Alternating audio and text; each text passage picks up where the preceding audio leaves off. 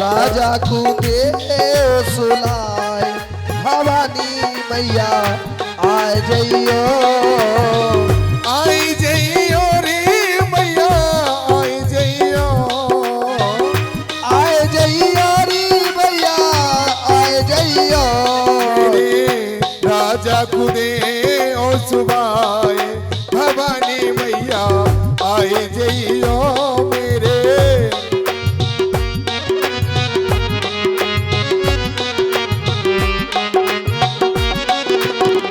दिल अपने से अरे दास लगाओ दिल अपने से अरदास लगाऊं दिल अपने से अरे दास लगाओ दिल अपने से अरदास लगाऊं हो जाए जागरण तेरा मैं सुन आऊं जाए जागरण तेरा मैं सुन आऊं जो मेरे राजा को दुखे मिट जाए भवानी मैया आई जइयो मेरे राजा को दे ओ सुबह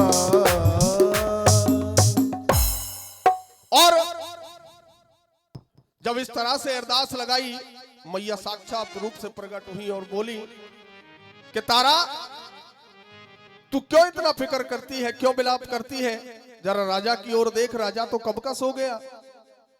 और जैसे ही राजा को सोता देखा, तारा रानी बहुत ही जल्दी में अपनी बहन के घर की ओर प्रस्थान करने लगी। कहीं पे रुमाल गिर गया, कहीं पे कंगन गिर गया और रुक्मणी के घर पर पहुंचकर जागरण में सम्मिलित हो गई। इधर पीछे से राजा की नींद टूटी, नंगी तलवार लेकर मेहतरों के मोहल्ले की ओर जाने लगे और जागरण जहां पे हो रहा था उससे कुछ ही दूरी पर रुक गए और देखने लगे कि ये तो देखूं कि तारा रानी यहां पर कर क्या रही है। सुबह का वक्त हो गया। मेहतरों ने मां के चरणों में मांसाहार का प्रसाद का भोग लगाया। तारा ने कहा कि बहना, कहीं मेरा राजा जाग ना जाए, तू मुझे जल्दी से प्रसाद दे दे जिससे मैं अपने महल में जा सकूं। रुक्मणी बोली कि ठीक है बहना। मांस के टुकड़ों को लाई और रानी को देने लगी। तारा रानी ने अपने पल्लू को फैला दिया और कहा कि पहले मेरे राजा के लिए प्रसाद दे दे। इधर राजा को और ज्यादा क्रोध आ गया कि तारा, अपना तो अपना, मेरा भी धर्म भ्रष्ट कर रही है। मेरे नाम से मांस के टुकड़ों का आहार करने के लिए जा रही है। तू आज बाहर निकल, मैं तुझे जीवित नहीं छोड़ूंगा।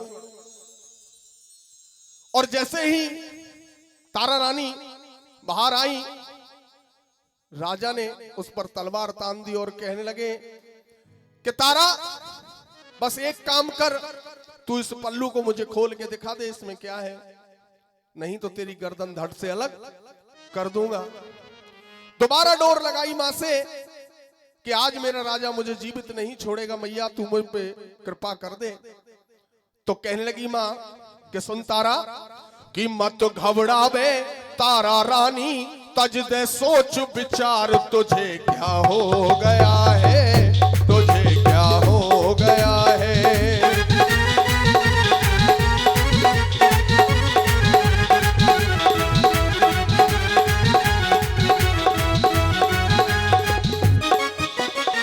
मत घबरावे तारा रानी, तज दे सोच विचार, तुझे क्या हो गया है, तुझे क्या हो गया है।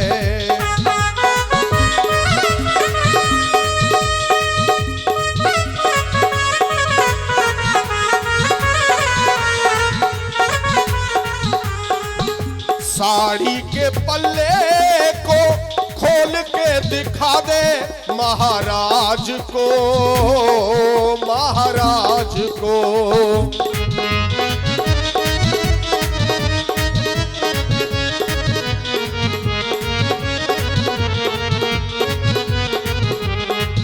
कछु नाए बिगड़े तेरो, मैं तो बचा लूं तेरी लाज को, तेरी लाज को।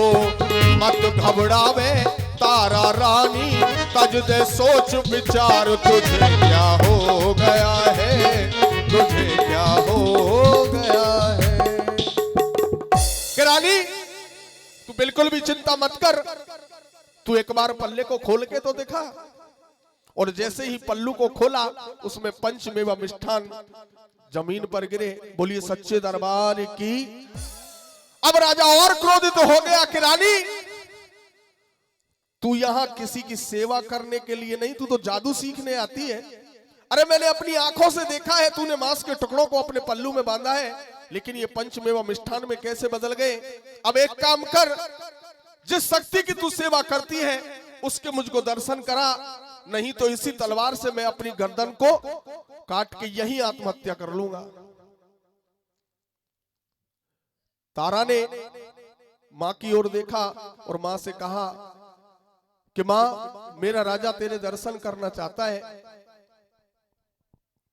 कि मेरी दो शर्तें हैं, इससे कह दे तारा। एक तो इसके पास नीला घोड़ा है, वो मुझे दे दे, और मेरे चरणों में अपने रोहतास कुंवर की भेंट चढ़ा दे।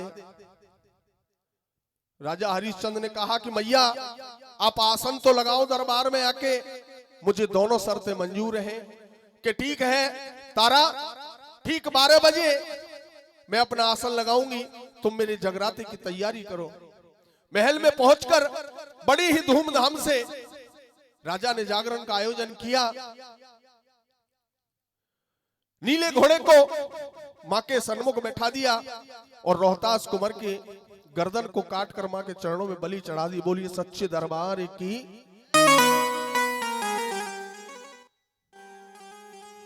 तारा से कहने लगा राजा हरिश्चंद्र कि तारा, मुझे मां के दर्शन नहीं हो रहे। कि मां ठीक 12 बजे अपना स्थान ग्रहण करेगी, तब मां के दर्शन होंगे। ठीक 12 बजे एक पिंड के रूप में सिंहासन पर एक अनोखी रोशनी हुई। जितने भी दरबारी जन थे सबकी आंखें बंद हो गईं, किसी को भी मां के दर्शन नहीं हुए। राजा हरिश्चंद्र ने कहा कि किसी को भी मां के दर्शन नहीं हुए तारा। तो मां बोली कि इसमें तारा तेरी गलती है। तुझे पता है कि मेरा तेज कितना है, तू मेरे हाथों पर मेहंदी लगा जिससे मेरा शरीर शीतल हो जाए, तब सबको मेरे दर्शन होंगे। तारा रानी ने मां के चरणों में, मां के हाथों में मेहंदी का लेप किया, और जब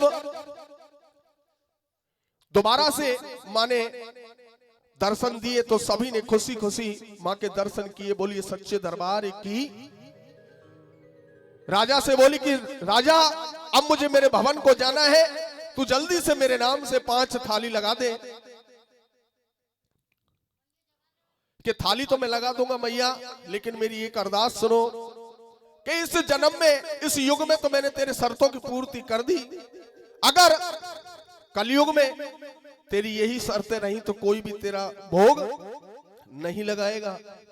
कि ठीक है, कलयुग में आने वाले समय में मेरा भोग होगा, भोले की जो भेंट होगी ये युवराज के रूप में होगी, और जो जायफल की भेंट होगी वो नीले घोड़े के रूप में होगी। बोलिए सच्चे दरबार की। इधर 5 थाली लगा दी। राजा हरिश्चंद्र ने कहा कि मैया, भोग लगाने वाले तो 3 ही लोग हैं, एक थाली किसके लिए और ज्यादा है? अरे तू अपने बेटे को तो आवाज लगा। राजा हंसने लगा और कहने लगा कि मैया क्यों कमाल करती हो, तुम्हारे चरणों में मैंने अपने बेटे की बलि चढ़ा दी, अरे तू आवाज तो लगा।